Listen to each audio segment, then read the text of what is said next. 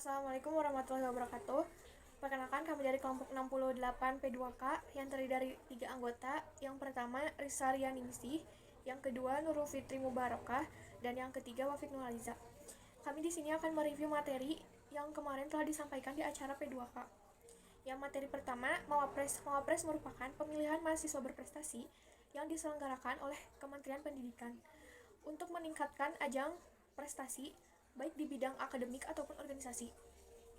Komunikasi itu akan berputar dan akan timbul akibat pada internalisasi nilai. Adapun tahapan-tahapan program mahasiswa berprestasi, yang pertama seleksi tingkat jurusan, yang kedua seleksi tingkat fakultas, yang ketiga seleksi tingkat universitas. Ketiga seleksi tersebut dilakukan oleh universitas. Adapun tahapan yang pertama dilakukan secara daring dengan tes CBT. Tahap yang kedua dilakukan secara daring dengan pengumpulan naskah. Seleksi tahap yang ketiga yaitu dengan cara sejenis seleksi. Dan itu semua dilakukan oleh Puspernas. Perencanaan studi dibagi menjadi 4 tahap. Yang pertama, masa pengenalan lingkungan kepada universitas ataupun dosen. Yang kedua, metode penelitian dan jenis penulisan dan juga referensi. Yang ketiga, fokus pengenalan KTI dan mengikuti lomba-lomba Kemendikbud ataupun yang diselenggarakan oleh universitas. Selanjutnya, materi yang kedua disampaikan oleh Bapak Andik Setiono, SKM MKes, mengenai menemukan ide kreatif dalam PKM. Ide kreatif merupakan gagasan ilmiah yang bersifat unik, menarik, serta aplikatif yang diharapkan mampu menjadi solusi dari masalah prioritas. Kemampuan dasar untuk beride kreatif: yang pertama, membaca; kedua, mengamati; ketiga, kritis terhadap kondisi yang ada; keempat, tidak puas dengan zona kenyamanan; dan yang terakhir, berpikir di luar kotak. Untuk membaca, kita bisa mencari dari mana saja referensi yang bisa diambil, misalnya dari textbook, jurnal penelitian, dan karya ilmiah lainnya.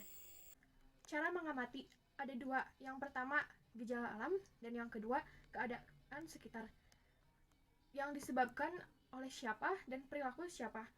Kemudian kritis THD kondisi yang ada. Yang pertama, mengapa itu bisa terjadi? Yang kedua, apa penyebabnya? Yang ketiga, bagaimana itu bisa terjadi? Tidak puas dengan zona nyaman.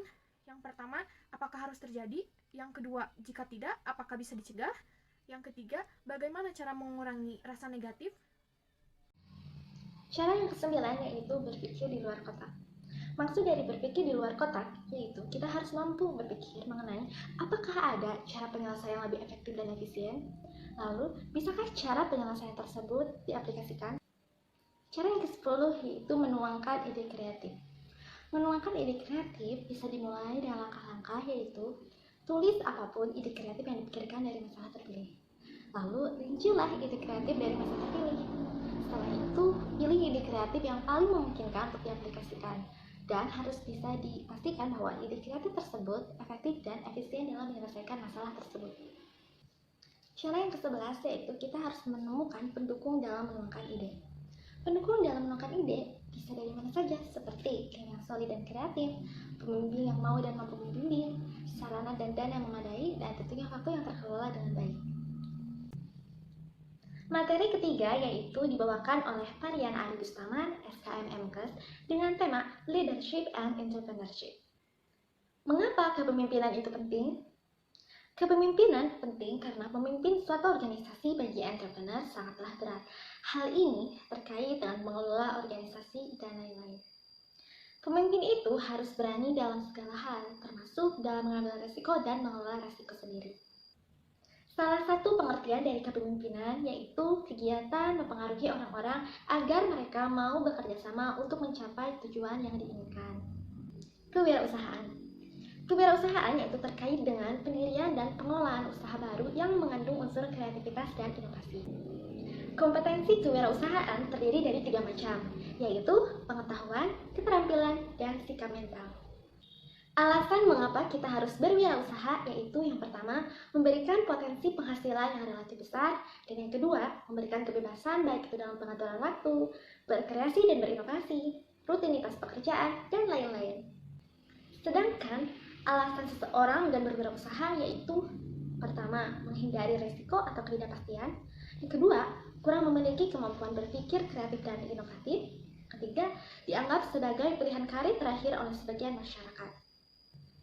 Karakteristik kepemimpinan entrepreneur adalah yang pertama, memiliki communication skill. Yang kedua, memiliki visi yang jelas. Yang ketiga, sportif dan mampu bekerja sama dan berkolaborasi dengan orang lain. Yang keempat, memiliki rasa percaya diri. Yang kelima yaitu shared success dengan mengakui bahwa keberhasilan yang dirasakan merupakan keberhasilan bersama atas kerja bersama. Yang keenam yaitu involvement, yaitu memiliki keterlibatan kepada organisasi dan lain-lain. Dan yang ketujuh, menciptakan atmosfer yang kondusif dan berorientasi pada pertumbuhan. Yang kedelapan, memiliki sifat jujur yang dapat dipercaya oleh anggota organisasi. Selanjutnya, materi yang keempat disampaikan oleh Ibu Vita Meilani SPD MSc mengenai bedah PKM dan simulasi MONEF. Yang pertama, PKM atau Program Kreativitas Mahasiswa di era pandemi COVID-19 menyesuaikan seluruh bentuk kegiatan dan luaran program dilakukan secara daring dan diunggah ke dalam sistem yang sudah disediakan oleh Simbel Mawa. Yang kedua, pedoman PKM 2020 untuk penilaian proposal PKM dalam 2 tahap, yaitu yang pertama, evaluasi internal oleh perguruan tinggi, dan yang kedua, penilaian proposal daring oleh Birmawa. Yang kedua, ada jenis bidang PKM, ada 5 bidang. Yang pertama, PKMP atau PKM Penelitian. Yang kedua, PKMK atau Kewirausahaan. Yang ketiga, PKMM, Pengabdian Masyarakat. Yang keempat, PKMT atau Teknologi. Dan yang terakhir ada PKMKC atau Karsa Cipta. Selanjutnya, untuk simulasi MONEF, yaitu monitoring dan evaluasi. Tujuan MONEF yang pertama, monitoring dan evaluasi semua kegiatan PKM yang berbasis proposal. Yang kedua, memberikan nilai MONEF dan laporan kemajuan. Yang ketiga, tahapan akhir untuk menentukan peserta PKM yang diundang ke PIMNAS. Lalu yang terakhir ada kisi-kisi MONEF. Yang pertama ada progres, yaitu berapa persen selesai atau diusahakan sudah 80% dari rencana sudah terlaksana.